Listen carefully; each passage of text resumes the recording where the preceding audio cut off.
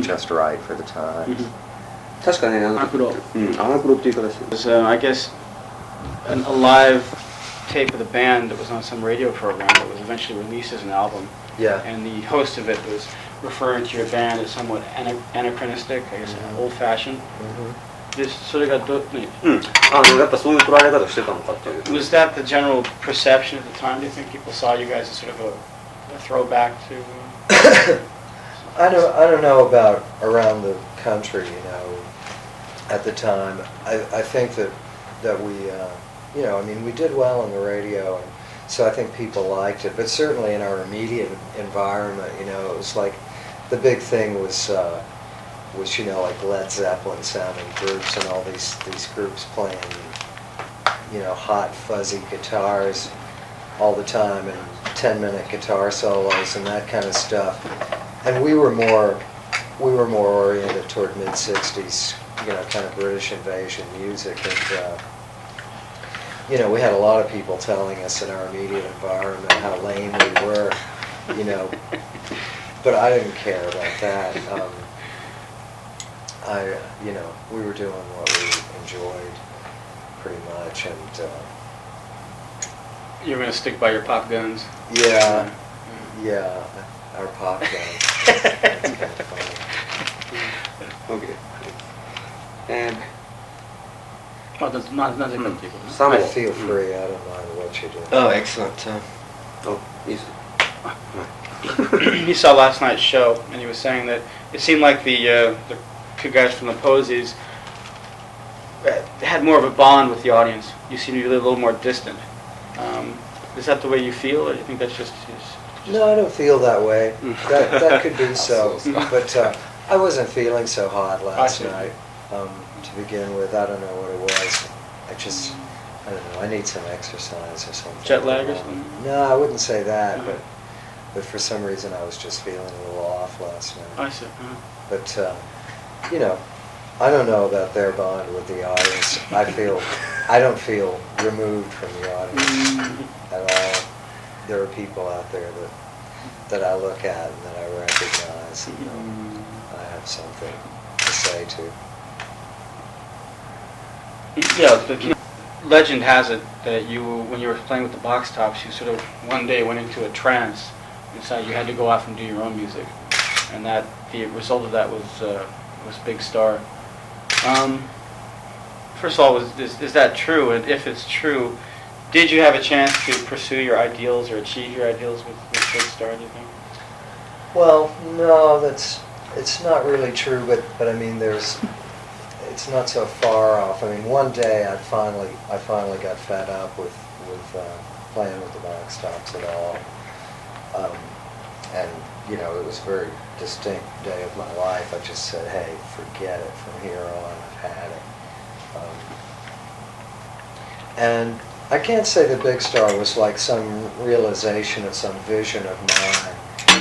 I sort of joined Chris Bell's band, and they were very oriented toward you know, kind of mid-60s British invasion kind of music as I perceived their orientation.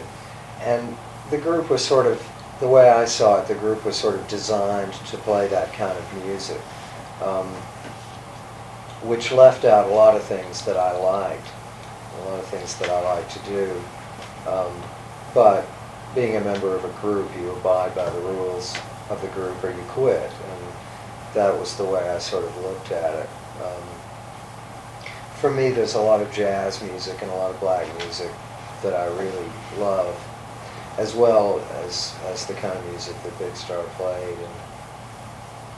And you know, two of those categories were pretty much left out of the Big Star thing. But so it wasn't really my vision of the band that I wanted to have now. Arduous course you've taken since, you know, the demise of Big Star, which includes various solo records and being down on your luck and doing, you know, day-to-day odd jobs, has been part of your trying to achieve a certain vision, though. I mean, you've all along the way, you've, I guess, had a certain kind of music you wanted to do, and maybe you weren't always, you didn't always have the, you weren't always lucky enough to like have the support of a record company or something, but having gone through the experience of the box tops and Big Star, you were able to go off on your own and start trying to do your own type of thing, though, right? Well, I don't know. I can't say that there's always been, one vision of something that I wanted to do. It changes from day to day and minute to minute and year to year and everything. I view myself as being lucky enough to make a living playing music, and playing music that I want to play. And, there was, 1 out of 1,000 musicians gets that chance, and so far I'm able to do that for the last 10 or 15 years, pretty steadily. And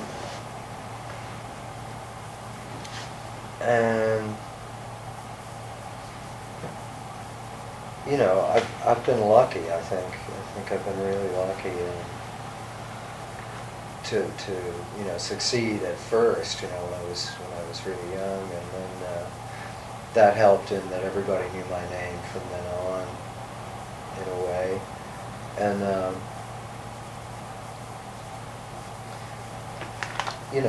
now I'm just cruising along, doing things that I want to do here and there. Mm. I'm not sure what the question here Yeah, really well, I is, think but- what it is like sort of he's beating around the bush and trying to identify you as the lost voice of a generation or something,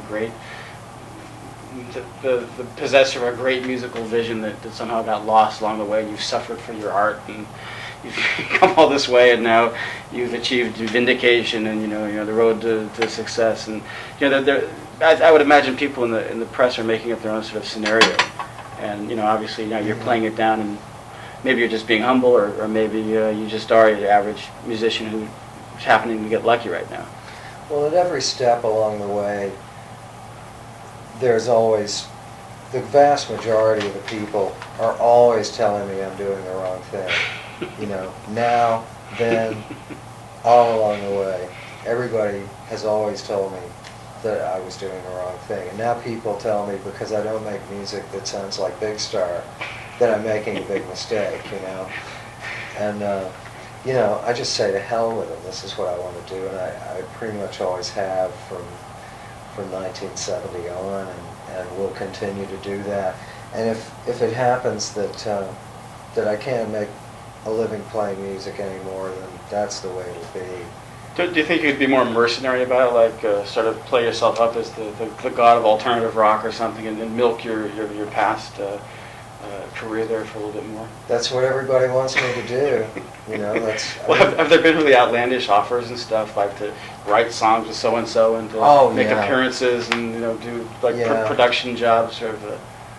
Yeah, and I mean, I don't know. It seems like a few minutes ago some phrase went by about being lucky enough to be involved with big record companies and stuff like that. I think that would be the unluckiest thing that I could choose to do right now, is to try to appeal to,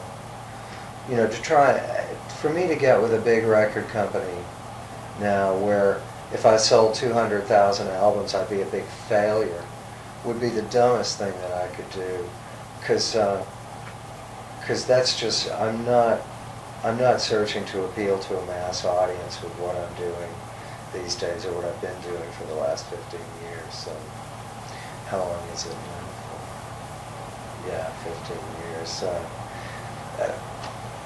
To try and get on the radio and sound like whoever it is not my thing.